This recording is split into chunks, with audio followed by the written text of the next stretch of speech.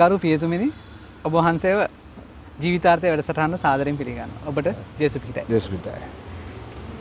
එක පාටම මේ දේවස්ථානයට අකුණක් වදිනවා. ඒ අකුණ වැදිලා මේ ඉදිරිපස තියෙන ওই ප්‍රතිමාවන් දේවදූත ප්‍රතිමාවන් එකක් කුඩු වෙනවා. කුඩු වෙලා ඒකේ සිමෙන්ති කොටස් ඔක්කොම වහලයට වැටිලා වහලය සම්පූර්ණයෙන්ම ගොඩාක් ස්ථාන අබලන් වෙනවා. මේ කියන්නේ මේ අලුත් වැඩියා කිරීමට අවශ්‍ය තත්වයකටපත් වෙනවා. ඉතින් ඒකත් එක්ක ඊට පස්සේ මේක දැන් අපිට අලුත් වැඩියා කරන්න වෙනවා. ඒ අකුණ නිසා අපගේ විද්‍යුත් පද්ධතිය සම්පූර්ණයෙන් හානි වෙලා තිබුණා.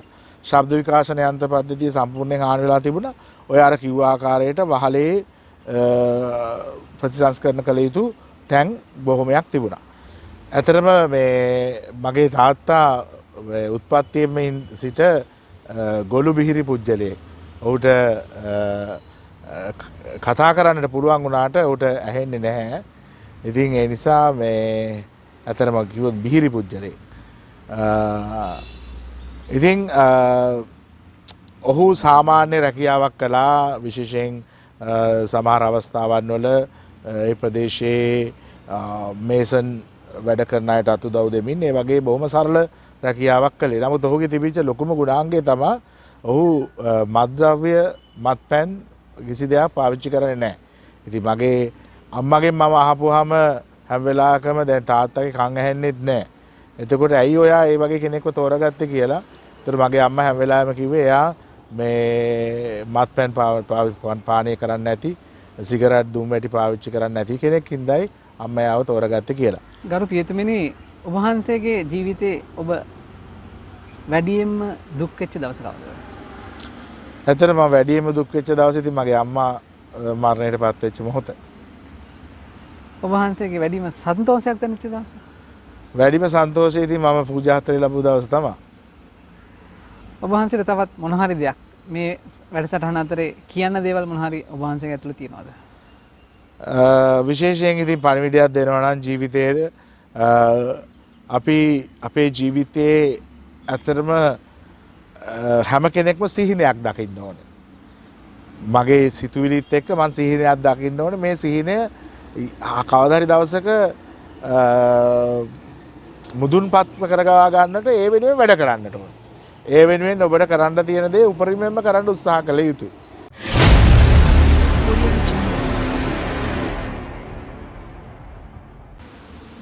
ලයිෆ් විත් ශිරාන් channel එකට ඔබ සාදරයෙන් පිළිගන්නවා.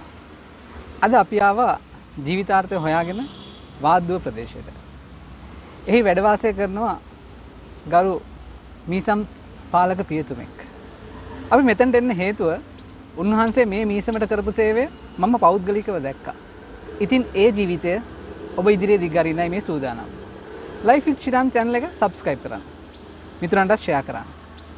කමෙන්ට් එකක් තියෙනවා නම් අපිට ඒක දෙන්න. අපිට ඒක ගොඩක් වටිනවා.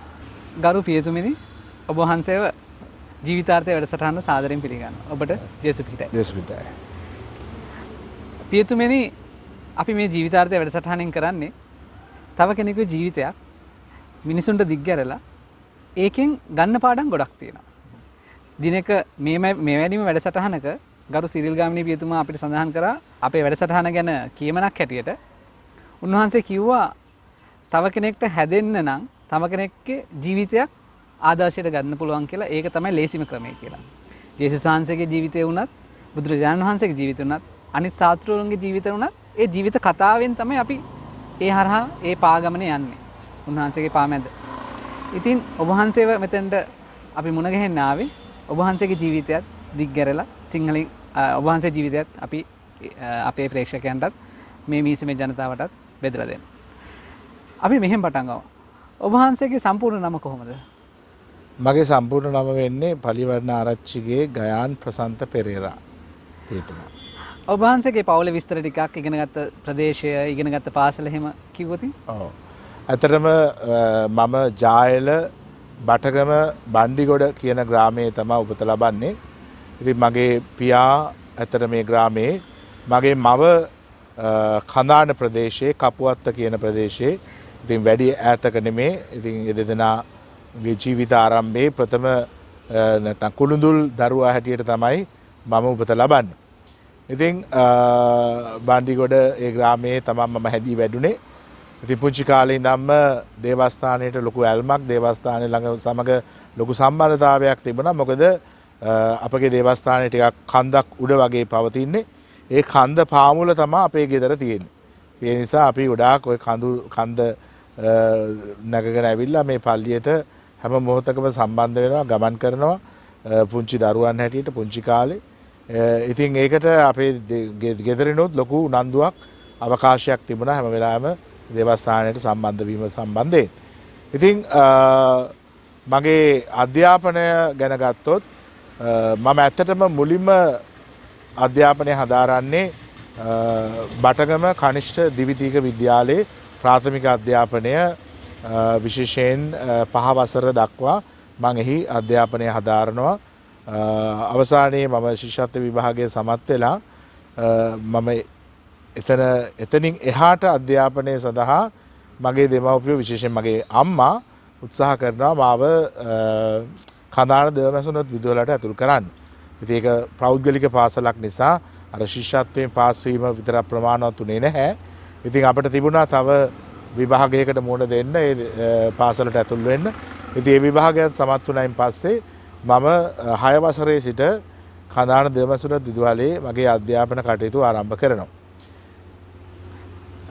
පුංචි බාධාවක් කිරීමක් කරතින් ඔබ වහන්සේගේ අම්මා තාත්තා මොනවද කරේ? ඇතරම මේ මගේ තාත්තා උත්පත්තියෙම සිට ගොළු බිහිරි පුජ්‍යලයෙක්. ඔහුට කතා කරන්නට පුළුවන් වුණාට ඔහුට ඇහෙන්නේ නැහැ. ඉතින් ඒ නිසා මේ ඇතරම කිව්වොත් බිහිරි පුජ්‍යලයෙක්. ඉතින් ඔහු සාමාන්‍ය රැකියාවක් කළා විශේෂයෙන් සමහර අවස්ථාවන් වල ඒ ප්‍රදේශයේ මේසන් වැඩ කරන අයට අතු දව් දෙමින් ඒ වගේ බොහොම සරල රැකියාවක් කළේ. නමුත් ඔහුගේ තිබිච්ච ලොකුම ගුණාංගය තමයි ඔහු මත්ද්‍රව්‍ය මත්පැන් කිසි දෙයක් පාවිච්චි කරන්නේ නැහැ. ඉතින් මගේ අම්මගෙන් මම අහපුවාම හැම වෙලාවකම දැන් තාත්තගේ කන් ඇහෙන්නෙත් නැහැ. එතකොට ඇයි ඔයා ඒ වගේ කෙනෙක්ව තෝරගත්තේ කියලා. ඒතර මගේ අම්මා හැම වෙලාවෙම කිව්වේ එයා මේ මත්පැන් පානය කරන්නේ නැති, සිගරට් දුම් වැටි පාවිච්චි කරන්නේ නැති කෙනෙක් හින්දායි අම්මා යාව තෝරගත්තේ කියලා. ඉතින් ඒ නිසා අපේ මම හිතන්නේ අම්මගේ තාත්තගේ ආරම්භය ටිකක් දුක්බර ආරම්භයක් සහ මගේත් ආරම්භය දුක්බර ආරම්භයක්. ඒකට හේතුව මම අර කිව්වා වගේ තාත්තා ලොකු රැකියාවක් කරපු කෙනෙක් නෙමෙයි. ඉතින් සාමාන්‍ය එදිනෙදා කුලියක් ලබා ගන්න රැකියාවක් තමයි අහු කළේ. නමුත් අපේ ගෙදර ඇත්තටම ආර්ථික තත්ත්වය ගොඩනගා නැගීමේ මහා වගකීම බාරගන්නේ මගේ අම්මා. ඒ මොකද මගේ අම්මා තාත්තත් විවාහ වෙලා අපිට කියන ආකාරයට ඒ අයට ඇත්තටම තමාගේ කියලා නිවසක් තිබුණේ නැහැ ජීවත් වෙන්න. ඒ නිසා අපේ තාත්තගේ ලොකු අක්කගේ ගෙදර තමයි අපි පදිංචිලා තිබිලා ඉඳලා තියෙන්නේ. මට අවුරුදු 2ක් වෙනකන් ඇත්තටම ඒ ගෙදර හිටියයි කියලා කියනවා. මට අවුරුදු 2 වෙද්දී මගේ අම්මා පිටරට රැකියාවකට යනවා.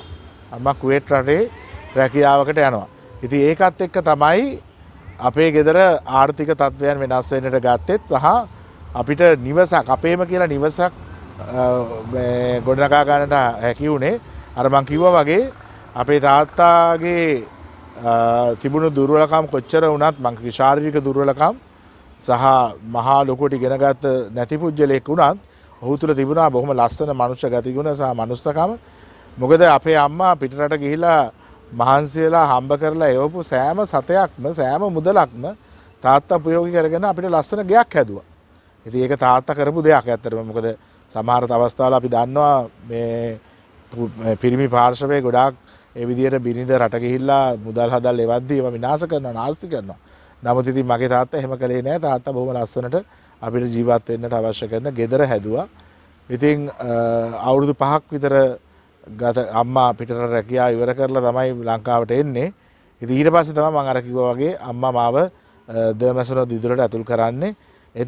එතන ඉඳලා අම්මා ඊට පස්සේ ආයේ පිටරට රැකියාවකට ගියේ නෑ. නමුත් අපේ ගෙදර ව්‍යාපාරයක් පටන් ගත්තා. සිල්ලර බඩු කඩයක් පටන් ගත්තා. ඉතින් අපේ ගමේ බොහෝ දෙනා එතනින් තමයි බඩු ගත්තේ. දැන් අද අපි දකිනවා ගොඩාක් වෙලාවට සුපර් මාකට් අර වගේ දේවල් තියෙනවා ගොඩක්. ඒ නිසා සෙනග ඒ වගේ දේවල් වලට ඇදී යනවා. අතර අර ගමේ තියෙන කඩේ සමාජයට වැහිගෙන යන තත්යකට පත් වෙලා තිබුණා. පත් වෙනවා දැන් මේ කාලේ.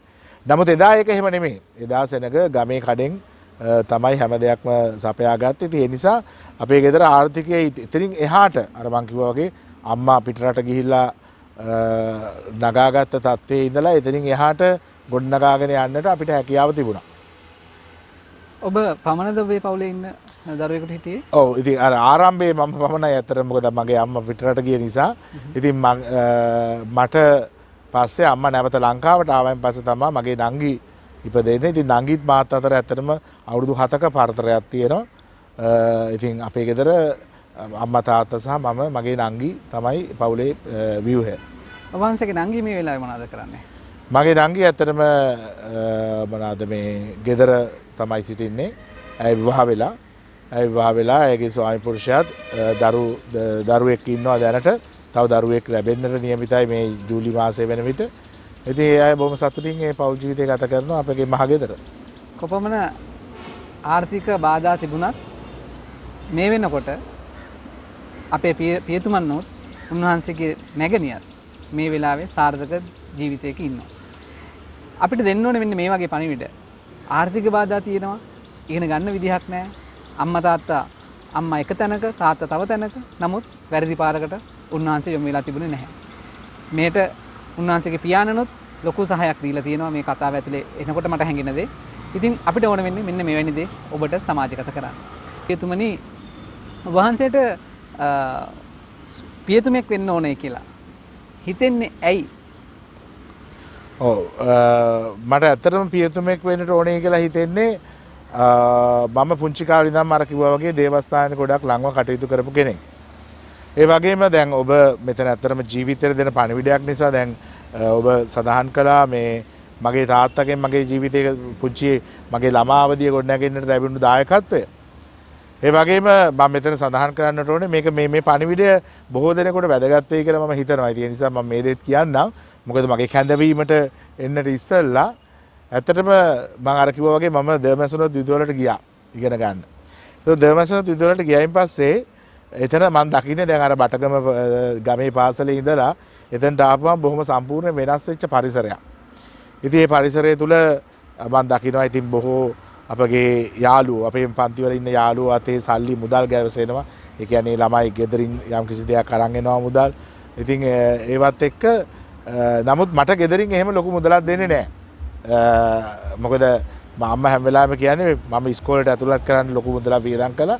ඒ නිසා ඔයා බොහොම අර පරිස්සමෙන් වැඩ කරන්න කියලා.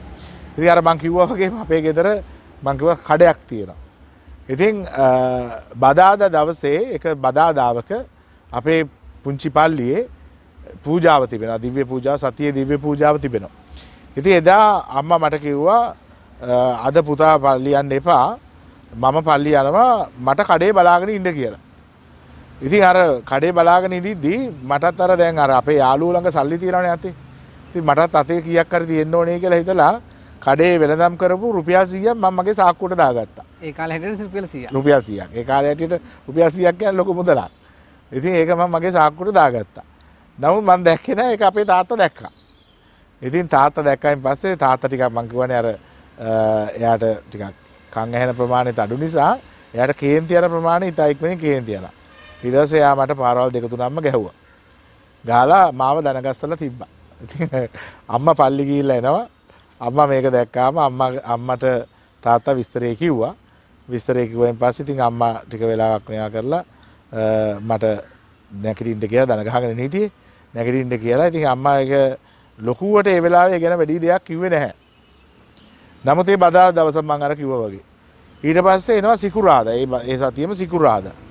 සිකුරාදා මම පාසල් ගිහිල්ලා ආවයින් පස්සේ මම ඇත්තටම පාපැදියෙන් තමයි දෙමසන විදුලට පාසල් ගියේ. කිලෝමීටර් දෙකක් විතර අපේ ගෙවල් වල ඉඳන් දෙමසන විදුලට තිබුණා. ඉතින් මම පාපැදියේ පාසල් ගිහිල්ලා ආපු ගාම අම්මා මට කිව්වා දවල් කෑම කෑපු ගාම පුතේ අද අපි ජායල යන්න ඕනේ. මේ පාපැදියේම දැන් අම්මා කියනවා මම ඔයාත් එක්ක බයිසිකලේ යන්න එනවා. අපි ජායල යන්. ඊට මං කෝ යන් අම්මේ කියලා. ඉතින් මම අම්මව තියාගෙන පාපැදියේ අපි ජායලට ගියා. ජායලට ගිය ගාම අම්මා කෙලින්ම ගියේ වික්ෂෝප පල්ලියට. ජයල තියෙනවා වික්ෂෝප දේව මාතාවන් වහන්සේගේ පල්ලිය. සිකුරාදා මේ වික්ෂෝප නුවාණය හරි ප්‍රසිද්ධියට තියෙනවා. ඉතින් ඒ නිසා මේ ගොඩාක් වෙලාවට අපේ අම්මලත් ඒ නුවාණයට ගිහිලා තිබුණා ඊට පෙරත්. ඉතින් එදා දවසේ මාව විශේෂයෙන් එක්කන් ගියා. ඉතින් එක්කන් ගිහිල්ලා අපි මේ නුවාණයට සම්බන්ධ වුණා. ඉතින් නුවාණේ ඉවර වෙලා අපි ගෙදර එද්දි නැවත පාපැදියේ මට මගේ අම්මා කියනවා පුතේ අපි තව දවස් 6ක් සිකුරාදාවන් 6ක් මේ නුවාණයට එන්නට ඕනේ. එක දිගට. මම හැබැයි අම්මේ කියලා. දැන් ඉතින් අපි ඊටස අම්මා කිව්වා අද දැන් ආසි පළවෙනි එක ආවනේ. අපි සිකුරාදාවන් 7ක් එමු. මොකද පුතා පොඩි වැරද්දක් කළානේ. පුතාට අයිති නැති දෙයක් ගත්තා. රුපියල් 100ක මුදලක් ගත්තා. ඒ නිසා මේ පුතාගේ වැරද්ද මම මේ වික්ෂෝප අම්මට කිව්වා. වික්ෂෝප අම්මට කිව්වා මේ මගේ පුතාව මෙතනින් මේ පුතා කරපු හොරකමක් නේ ඒක ඇත්තටම.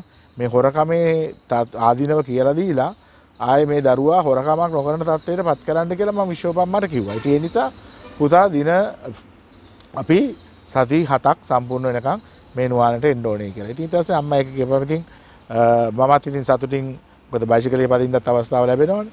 ඉතින් ඒකත් එක්ක මේ මම කැමැත්තෙන් ඇත්තටම ඒ සම්පූර්ණ සති 7 මම අම්මත් එක්ක ඒ වික්ෂෝප නුවාණයට සදා සහභාගී වුණා. දැන් මම කියන්නට උත්සාහ කරන්නේ මෙතන ඇත්තටම අද අම්මලාට දෙන්න ලොකු අයිඩියාවක් මට තියෙනවා. මොකද මම මගේ අම්මා හින්දා කියනවා නෙමෙයි. නමුත් මගේ අම්මා අද මේ අප අතර නැහැ. එතුමිය ජේසුස් ළඟ ඇති කියලා මම විශ්වාස කරනවා. මොකද ඒ එතුමිය අපිට ජීවිතේ කියලා දුන්නු ආකාරයට. ඉතින් එදා අර ඒ මම හොරකම නැත්නම් ඒ මුදල ගත්ත වෙලාවේ ඒක මොනවා වුණත් හොරකමක් ඇටියට තමයි මම දකින්නේ. මට අයිති දෙයක් නෙමෙයිනේ. ඉතින් මම ඒක ගත්ත වෙලාව මගේ තාත්තා හදිස්සි වෙලා මට ගහලා මාව දනගස්සලා තිබ්බා. ඒකේ වැරදක් කියනවා නෙමෙයි. නමුත් අම්මා ක්‍රියා කරපු ආකාරය. අම්මා ඊට එහා දෙයක් දැක්කා. අම්මා දැක්කා මේ දරුවා හදාගන්න පුළුවන් ක්‍රමය තමයි මෙයාව මම දේව අම්මට ලං කරන එක, ජේසුට ලං කරන එක, මේ නුවාණයට සම්බන්ධ කරන එක. එතන අම්මා මගේ ජීවිතය සම්පූර්ණයෙන් වෙනස් කළා. ඒ දින 7 ඉවර වෙද්දී මම ගත්ත තීරණය තමයි මම කොච්චර පුංචි වුණත් මම කවදාකවත් අදින් පස්සේ කාගේවත් දෙයක් ගන්නෙ නැහැ. මොකද අම්මා මට ලස්සන පණිවිඩයක් ජීවිතේට ඇතුල් කළා. ඉතින් ඒ නිසා මම ගොඩාක් දෙමව්පියන්ට විශේෂයෙන් අම්මලාට කියන දෙයක් කියන්න පුළුවන් දෙයක් මට නොබියව මම සමහර විට හොරකම තුල යන්න ගිය ගමනක් පියතුමෙක් හැටියට බවට පරිවර්තනය කළේ මගේ අම්මා. ඒ සඳහා තමයි අම්මා කලේ මාව මගේ වැරද්ද වෙලාවේ ජේසුස් ළඟට එක්කන් ගිහිල්ලා වික්ෂෝප දේව අම්මා ළඟට එක්කන් ගිහිල්ලා ඒක වෙනස් කරපු එක. ඉතින් ඒ නිසා අම්මලාට පණිවිඩය මේ ජීවිතය ගැන කතා කරන අවස්ථාවේ ඔබේ දරුවන්ගේ වැරදි අඩුපාඩු වලදී සමහර විට දඬුවම් කරන්න අවශ්‍යයි. දඬුවම තරවටුවට එහා ගිය ජීවිත වෙනසකට පණිවිඩයකට මේ දරුවන්ව තමාගේ ආගම විශ්වාසය තුළ ගෙනියන්නට පුළුවන් කියන දේ ඔබට මම හිතන්නේ පැහැදිලි වෙනවා. ඉතින් ඒකත් එක්ක ඔස්සේ තමයි ඉතින් මට ඔය ඒකත් එක්ක මම ගොඩාක් ඇත්තටම දේවස්ථානයට වඩා සම්බන්ධ වුණා. ඉතින් මම ඇත්තටම මට පියතුමෙක් වෙන්න ආසාව ආවේ මම සාමාන්‍ය පෙළ විභාගයට සඳහා සූදානම් වෙන 11 වසරේ ඉද්දී අපේ මීසමට ආපු පියතුමා. ඒ තමයි ගරු ලින්ටන් ජෝසප් පියතුමා. ඉතින් මේ ලින්ටන් ජෝසප් පියතුමා අපේ මීසමේ කරපු කාර්යභාරය දකිද්දි මට හරි ආසයි තුණා පියතුමෙක් වෙන්න. ඉතින් ඒක තමයි මූලිකවම පියතුමෙක් වෙන්න ඕනේ කියලා අදහස ආපු තැන. ඊළඟට අපි පූජා උදව් සහායක දරුවන් හැටියට අපිට කොළඹ අපගේ දෙව්සත්තලේ පුංචි දෙව්සත්තලේ පූජක උදව් සහායක දිනයක් තියෙනවා. ඉතින් ওই දිනයටත් මට සම්බන්ධ වෙන්න ලැබුණා. ඒ දිනේට දෙව්සත්තලට ගියාම දෙව්සත්තල එහා පැත්තේ මම දැක්කා පැසිපන්දු ක්‍රීඩා පිට්ටනි 5ක් තියෙනවා. මම මොකද දෙවැසන දිදුවලෙත් මම පැසිපන්දු ක්‍රීඩාව සිද්ධ කළා. අර මේ බාස්කට්බෝල් කෝට් 5 දැක්කම මට ගොඩාක් ආසයි දුනා. මෙතෙන්ට ආවොත් මට ගොඩක් ශ්‍රී ලංකාවට පුළුවන් කියන දේ. බාස්කට්බෝල්. ඉතින් ඇත්තටම අර පියතුමෙක් වෙන අදහස අර පියතුමාගෙන් ආවා වගේම ඒ මගේ ඒ පුංචි කාලේ අදහසට තව ලොකු මේ කියන්නේ දෙයක් උනේ මේ සෙල්ලම් කරන්න තියෙන ආසාව. පැසිපන්දු ක්‍රීඩාවට තියෙන ආසාව.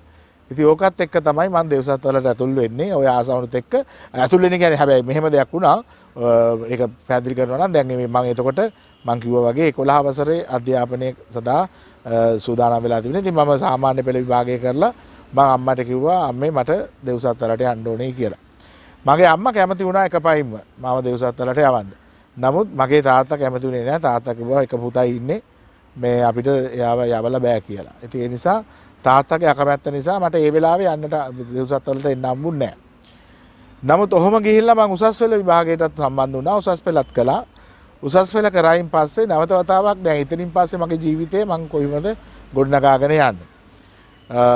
මම උසස් පෙළ ඇත්තටම ජීව විද්‍යා අංශයෙන් තමයි දරහතුර දිවිලා ඉගෙන ගත්තේ.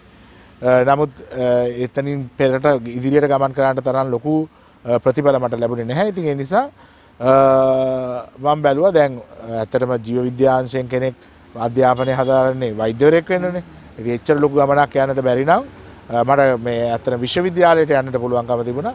ඉතින් ඒ අංශයෙන් වෙන විෂය ධාරාවක් ඔස්සේ ගමන් කරනවාද එහෙම නැත්නම් මගේ අර පරණ තිබිච්ච ආසාවට යනවාද කියන දේ කල්පනා කරලා මම නැවත අපේ අර පියතුමාට සඳහන් කතා කරලා කිව්වා ෆාදර් මම ඇත්තටම කැමතියි ෆාදර් කෙනෙක් වෙන්න පුළුවන් නම් මගේ තාත්තටත් කතා කරලා මේක පොඩ්ඩක් තේරුම් කරලා දීලා මාව ඒ සඳහා යොමු කරන්න කියලා. ඉතින් ඇත්තටම ෆාදර් වගකීම බාරගත්තා. පියතුමා ඒ වගකීම බාර අරගෙන මාව මගේ තාත්තගේත් අම්මගේත් දෙදෙනාගේ කැමැත්ත තුළ දෙව්සත් වලට ඇතුළු කරනවා. එතකොට මම දෙව්සත් වලට ඇතුළු වෙන්නේ අපර උසස් පෙළ. ඒ කියන්නේ පෝස්ට් A level. ඒ කියන්නේ A level කරලා ඉවර වෙච්ච කෙනෙක් හැටියට. දැන් සාමාන්‍යයෙන් 9 වසරෙන් වගේ ඇතුළු වෙනා ඉන්නවනේ. නමුත් මම ගියේ එතකොට අපර උසස් පෙළ කෙනෙක් හැටියට තමයි පුංචි දෙව්සත් වලට ඇතුළු වෙන්නේ. ඉතින්ගේ දෙව්සත් වල ජීවිතයේදී අමතක නොවන සිද්ධි මොනවා හරි තියනවද? ඔව් දෙව්සත් වල ජීවිතේ ඉතින් මට සොඳුරු දේවල් තියෙනවා. අපි ගොඩාක් ලස්සන ජීවිතයක් ගත කළා. මේ දෙව්සත් වල තුල බොහොම එකමුතුකමින් අපි හැමෝම සහෝදරයෝ හැටියට එකතු වෙලා බොහොම ලස්සන ජීවිතයක්. ඉතින් පුංචි දෙව්සත් වල තුල ඇත්තටම අමතක නොවන දෙයක් තියෙනවා නම් ඇත්තටම එකක් තමයි මම මේ දෙව්සත් වලේ එක අවුරුද්දක් හිටියේ. සාමාන්‍යයෙන් අවුරුදු 6ක් විතර ඉන්නවා අනිත් අය මොකද 9 වසරෙන් යන කෙනෙක්. නමුත් මම A level කරලා ගිහිල්ලා මට අර තිබුණා අපිට NSC කියලා National Seminary Entrance Exam එක. ඉතින් ඒක පළවෙනි වතාවේ මම අසමත් වුණා. නමුත් ඒ අවුරුද්දේ තිබිච්ච දෙවෙනි වතාවේකේ මම සමත් වුණා. ඉතින් ඒ නිසා අවුරුද්දක කාලයක් තමයි හිටියේ. ඉතින් ওই අවුරුද්ද කාලය තුල මට එහි උපප්‍රධාන ශිෂ්‍ය නායකකම හම්බුණා.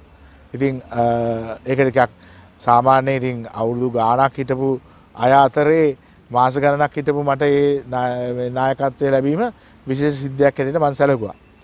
ඒ වගේම තමයි ඒ දෙව්සත් වලේ ඉඳිද්දී මගේ අම්මා ඇත්තටම ලොකු එකපාරටම මැනින්ජයිටිස් කියන උණ රෝගී තත්ත්වය ඇති වෙලා ඇය කෝමා තත්ත්වයට ඇවිල්ලා ඇය ගොඩාක් අසනීප වුණා. ඉතින් ඒ නිසා එකපාරට මට දෙව්සත් වල අතහැරලා යන්නට වුණා. ඒ කියන්නේ පියතුමාට කියලා මම ගියා. ගිහිල්ලා මම ඇත්තටම මාසයක් විතර ගෙදර හිටියා. මොකද අර මං කිව්වා වගේ මායි නංගී අතරත් ලොකු පරතරයක් තිබුණ නිසා මට එතනදී ලොකු වගකීමක් දරන්නට සිදු වුණා අම්මගේ අසනීප තත්ත්වය පිළිබඳව.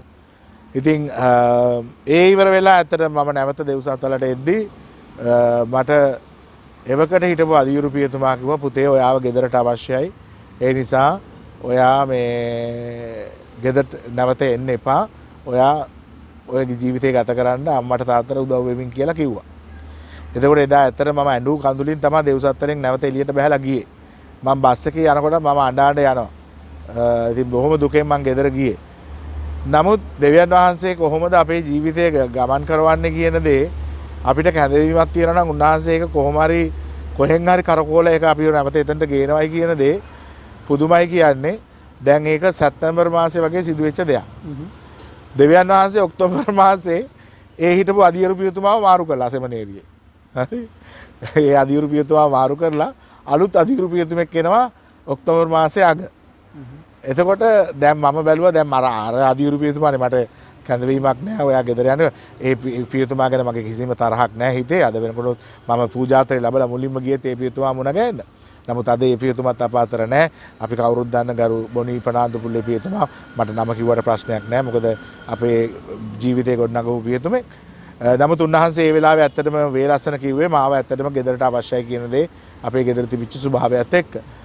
නමුත් දෙවියන් වහන්සේ මං කිව්වා අනිත් පැත්ත අපේ හැරෙව්වා කියලා වෙන අධියුරු පියතුමෙක් එනවා. එතකොට ඔක්තෝබර් මාසයේ අවසානයේ නොවැම්බර් මුල මම නැවත අපේ ගමේ හිටපු පියතුමාට කියලා ඒ අධියුරු පියතුමාව හම්බෙන්න යනවා.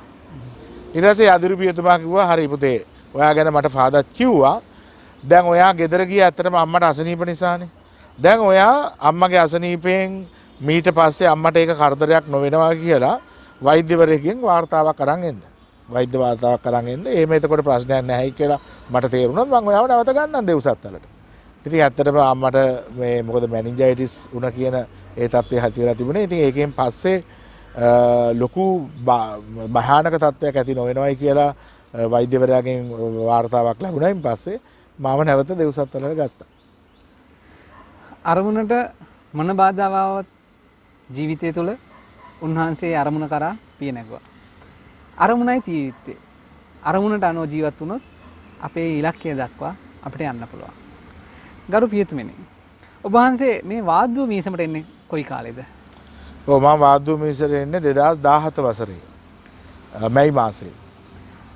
අපි මේ කතාව යන අතරතුර වාද්දුව මීසම මේ ගොඩ ඔබට පසුබිමින් පේන මේ ගොඩ නැගිල්ල තිබුණු විදිහත් දැන් තියෙන විදිහ ඔබට පේනවා.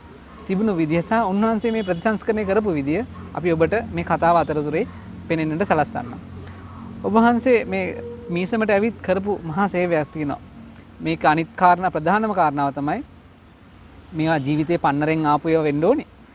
ඔබ වහන්සේ මේ මීසම දේවස්ථානයේ ගොඩනගන්න ගන්නේ කොරෝනා ඇවිල්ලා මුළු ලෝකයක්, රටක් නෙමෙයි මුළු ලෝකයක් නතර වෙච්ච වෙලාවක. නමුත් උන්වහන්සේ වැඩ කරා. අපිට ඒ ගැන ටිකක් සඳහන් කරමුකෝ.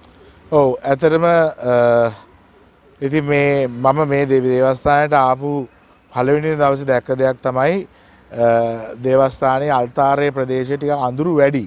ඒ කියන්නේ අල්තාරයට ඉහළින් සිවිලිමක් තිබුණ නැති නිසා කොච්චර ආලෝකය මේ අල්තාරයට ගන්න උත්සාහ කළත් ඒක සිදු වෙන්නේ නැහැ. ඉතින් මම බැලුවා දැන් මේ අල්තාරයේ ආලෝකෙත් අඩුයි, මමත් ආලෝකයේ අඩු කෙනෙක්, මමත් කළුයි. ඉතින් ඒ නිසා සෙනඟට මාව පේන්නෙත් නැහැ. ඉතින් ඒ නිසා මේකට යම් කිසි දෙයක් කරන්න ඕනේ කියන අදහස තුළ තමයි අපි වැඩ කටයුතු පටන් ගත්තේ. අපි ඇත්තටම මුලින්ම මේක දෙවියන් වහන්සේට බාර කළා. අපි මීසමක් ඇටියට යාඥා කරන්න යාඥා කාඩ් එකක් හැදුවා. ඒ කාඩ් එකෙන් අපි යාඥා කළා. ඒ අවස්ථාවේ ඇත්තටම මුලින්ම අපගේ ඉංජිනේරු මහත්වරු සහ ගෘහ නිර්මාණ ශිල්පී මහත්වරු ආවේ ලොකු ප්ලෑන් එකකින්. ඒ කියන්නේ මේ දේවස්ථානයට ඉහළින් ශිඛරයක් අපි කියන ඩෝම් එකක් එන්නේ ඩෝම් එකක් හැදීමේ අදහසක් එක්ක.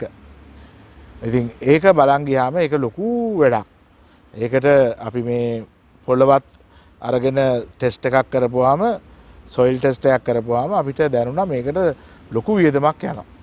ඉතින් ඒ නිසා මම හිතන්නේ අපිව යාඥාව තුළ අපි ගිය නිසා අපි ඒකට ඒ වගේ දෙයකට අපේ හිත කිව්වත් අපි මේක කරමු කියන දේ අපිට අත ගහන්නට අවස්ථාවක් දෙවියන් වහන්සේ දුන්නේ නැහැ. ඒක ආරම්භ කරන්නට කොහොම හරි ප්‍රමා වුණා. අපේ හිත කිව්වා අපි කොහොම හරි කරමු කියන දේ. අපිට ජනතාවත් කිව්වා බොහෝ දෙනා අපි කොහොම හරි සල්ලි එකතු කරලා ෆාද මේක හදමු කියන දේ. නමුත් ඒක එහෙම්මම ආරම්භ කරන්න තරම් අපිට අවස්ථාව දෙවියන් වහන්සේ දුන්නේ නැහැ. ඔය අතරතුර තමයි ඇත්තටම පාස්කු ප්‍රහාරය සිදු වුණේ. ඒ වගේම කොරෝනා වසංගතය ආවෙත්. කොරෝනා වසංගතය ඇවිල්ලා දේවස්ථානය වහලා තිබෙන කාලේ ජනතාව එක්රැස් නොවන කාලේ එක දවසක් එක පාටම මේ දේවස්ථානයට අකුණක් වදිනවා. ඒ අකුණ වැදිලා මේ ඉදිරිපස තියෙන ওই ප්‍රතිමාවන් දේවදූත ප්‍රතිමාවන් එකක් කුඩු වෙනවා. කුඩු වෙලා ඒකේ සිමෙන්ති කොටස් ඔක්කොම වහලයට වැටිලා වහලය සම්පූර්ණයෙන්ම ගොඩාක් ස්ථාන අබලන් වෙනවා. මේ කියන්නේ මේ අලුත් වැඩියා කිරීමට අවශ්‍ය තත්වයකටපත් වෙනවා. ඉතින් ඒකත් එක්ක ඊට පස්සේ මේක දැන් අපිට අලුත් වැඩියා කරන්න වෙනවා. ඒ අකුණ නිසා අපගේ විද්‍යුත් පද්ධතිය සම්පූර්ණයෙන් හානි වෙලා තිබුණා. ශබ්ද විකාශන යන්ත්‍ර පද්ධතිය සම්පූර්ණයෙන් හානි වෙලා තිබුණා. ඔය අර කිව්ව ආකාරයට වහලේ ප්‍රතිසංස්කරණ කළ යුතු තැන් බොහොමයක් තිබුණා. ඉතින් ඒ නිසා ඒ වෙලාවේ මට ඇත්තටම දැනුණු දේ දෙවියන් වහන්සේගේ ශුද්ධාත්ම මඟ පෙන්වීම තුළ වෙන්නට පුළුවන්. මට දැනුණු දේ දැන් මේ අපේ හිතේ තියෙන සැලසුම් ඔක්කොම අපි නවත්තන්නට ඕනේ. මේ තියෙන සැලසුම් එක්ක ක්‍රියාත්මක කරන්න බෑ මේ කොරෝනා වසංගත තත්ත්වය මේ හැම එකත් එක්කම. නමුත් දැන් අපි ළඟ තියෙනවා යම්කිසි මුදලක්. ඒ මුදලට සරිලන විදියට අපිට අවශ්‍ය දේ අපි කරගන්නට ඕනේ කියන තත්ත්වෙට මම ආවා. එතකොට අපි නිකන් කල්පනා කරද්දී සාමාන්‍යයෙන් කුලියක් ගෙවලා රාජකාරියක් කරගන්න යද්දී ලොකු කුලි මුදලක් අද වියදම් වෙනවා. ඉතින් ඒ නිසා ඒකදී බලපුවාම අපි මොන දේ කරන්න ගියත් ඒ කුලියට යන වියදමත් එක්ක අපිට ලොකු කාර්යයකට යොමු වෙන්නට බැහැයි කියන දේ අපිට දැනුණා. ඉතින් ඒ නිසා මගේ ප්‍රයත්නයක් තිබුණා කොහොම හරි අපිට රාජ්‍ය අනුග්‍රහය තුල අපගේ මේ ත්‍රිවිධ හමුදාවේ සේවය ලබා ගන්නට. මොකද එහෙම සේවයක් අපගේ හමුදාව විසින් විශේෂයෙන් පූජනීය ස්ථාන වෙනුවෙන් මේ කාලය තුල කරගෙන යන නිසා. ඒ නිසා මම ඒකට උත්සාහයක් දරද්දී ඒ අතරතුරම ඇත්තටම මාව දුරකථනයෙන් ඇමතුවා මේ ප්‍රදේශය තුල දේශපාලන මට්ටමින් කටයුතු කරන රෝහිත අබේගුණවර්ධන මැතිතුමා. ඔහු අමතලා ඇහුවා ෆාදර් පියතුමනි අපි මොනවද මේ වෙනුවෙන් කරන්න ඕනේ. එතකොට මම ඔහුට කිව්වා මම මෙහෙම ලියුමකුත් සකස් කරලා තියෙනවා. මට පුළුවන් නම් මේ හමුදාවේ ශ්‍රම දායකත්වය මට ලබා දෙන්න මේ දේවස්ථානයේ ගොඩනැගීම සඳහා කියලා. ඇත්තටම ඔහු ඒ ප්‍රයත්නය ගත්තා. ඔහුගේ ප්‍රයත්නය තුළ ඔහු උත්සාහය තුළ අපිට ඒ අවස්ථාව ලැබුණා. ඉතින් ඒ අවස්ථාව ලැබීම අපිට ලොකු දෙයක් කරගෙන යන්නට ශක්තියක් වුණා. ඉතින් ඒ නිසා මේවා මම අර කිව්වා වගේ අපිට බාහිර පුද්ගලයෝ මේ වගේ පුද්ගලයෝ උදව් වුණා. නමුත් මේවා දෙවියන් වහන්සේගේම ගමනක් වුණා. දැන් අකුණ වැදිච්ච පළවෙනි මොහොතේම පළවෙනි සිතුවිල්ල මට උනේ ඇයි මෙහෙම දෙයක් උනේ? මේ තියෙන දේ කරගන්න බැරිව ඉන්න විට තවත් දෙයක් වුණාම මේක මහා කරදරයක්. නමුත් ඒ වැදිච්ච අකුණම අනිත් පැත්තෙන් ආශිර්වාදයක් වුණා. අපි කියන්නේ වෙස්වලාගත් ආශිර්වාද කියලා. මේක වෙස්වලාගත් ආශිර්වාදයක් වුණා. මොකද මේ අකුණක් වැදීම තමයි අපි හේතුව කරගත්තේ හමුදාව මේ ස්ථානට රැගෙන එන්න. මොකද ඒ අකුණකින් හදිසි ආපදාවක් නිසා ඒ අය මේ ස්ථානට ඇවිල්ලා ඒ සේවය කරලා දෙන්න කැමති වුණා. ඉතින් ඒ නිසා අපි බලාපොරොත්තු වෙච්ච වැඩ බොහෝමයක් අර මුලින්ම බලාපොරොත්තු වෙච්ච සිකරය නැති වුණාට අනිත් කටයුතු බොහෝමයක් කරගන්නට මේ වගේ ලස්සන ගමනක් යනට අපිට හැකියාව ලැබුණා. අර ඔබ කිව්වා වගේ මුළු ලෝකයක්ම අකර්මණ්‍ය වෙලා මුළු ලෝකයක්ම ලොක්ඩවුන් වෙලා ඉද්දි දෙවියන් වහන්සේ අපිව මේ ගමන ගෙනිච්චා. ඒක මම දන්නේ නැහැ. මටත් ඇත්තටම මේ දිහා බලද්දී හරි පුදුමයි. මෙහෙම දෙයක් මේ විදියට වෙයිද කියලා මම හිතුවෙත් නැහැ. අද බොහෝ දෙනා ඇවිල්ලා මෙතනට කියන්නේ මට ඒක තමයි තියෙන ලොකුම සන්තෝෂේ. පල්ලිය ඇතුළට ගියාම ෆාදර් යාඥා කරන්න හිතෙනවා. මේක ස්වර්ගීය අත්දැකීමක් තියෙනවා. ඒ නිසා යාඥා කරන්න හිතෙනවා. ඉතින් පියතුමෙක් හැටියට මට ඒ වචන ටික නම් මගේ ජීවිතේටම ඇති කියලා මම හිතනවා. කෙනෙක් පල්ලිය ඇතුළට ඇවිල්ලා අපිට දැන් යාඥා කරන්න හිතෙනවයි කියලා කියනවායි කියන්නේ පල්ලිය තියෙන්න ඕනේ ඒ දේනේ යාඥා කරන්න අවස්ථාවනේ. ඉතින් ඒක තියෙනවායි කියලා බොහෝ දෙනෙක් මට කියද්දි මට ඒක තමයි තියෙන ලොකුම සතුට.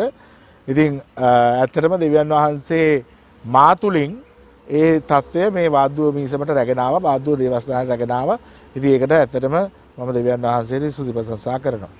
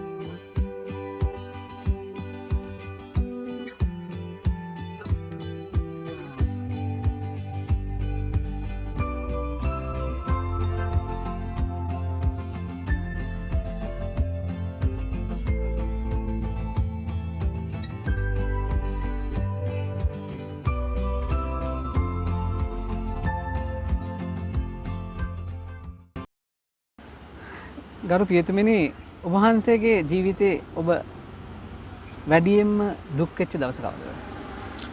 ඇත්තටම මම වැඩියෙන්ම දුක් වෙච්ච දවසේ ඉතින් මගේ අම්මා මරණයටපත් වෙච්ච මොහොත.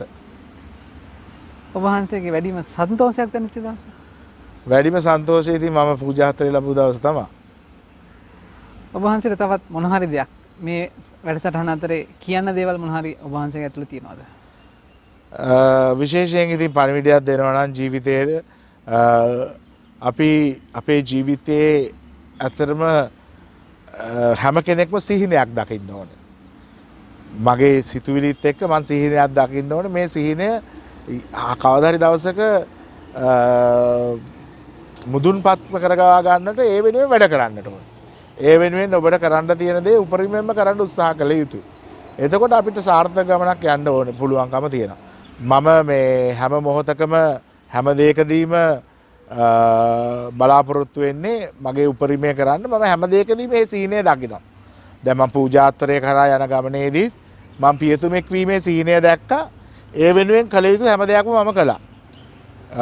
ඊට පස්සේ මගේ අනිත් මීසම් වල සේවය වගේම අද වාද්දුව මීසමේ සේවයේදීත් මම අර කිව්වා වගේ පළවෙනි දවසේ මම දැක්ක සීනය තමයි මේ වාද්දුව දේවස්ථානයේ යම්කිසි සිදුවිය යුතු ප්‍රතිසංස්කරණ කීපයක් තියෙනවා. මේ අල්තාරය ආලෝකමත් විය යුතුයි කියන දේ මූලිකවම දැක්කා. ඉතින් ඒ සීනය වෙනුවෙන් මම වැඩ කටයුතු කළා.